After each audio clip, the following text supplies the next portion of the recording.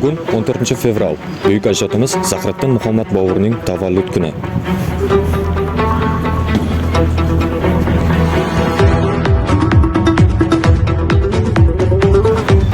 Suv qadar beg'ubor, gul qadar nozik. Yurtin sevgan yurak, Boburiy qalbim. Qilich ham, qalam ham teng bo'ldi unga.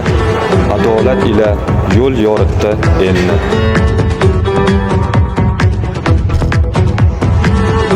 Bobur shoir, davlat arbobi va jasur sarkarda bo'lish bilan birga ilm ma'rifatni va adolatni ulug'lagan inson edi.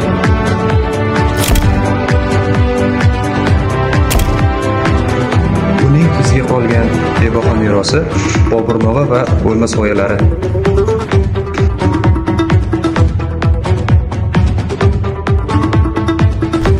Keling, biz ham o'z bilimimiz, harakatimiz bilan Boburiy merosiga munosib bo'laylik.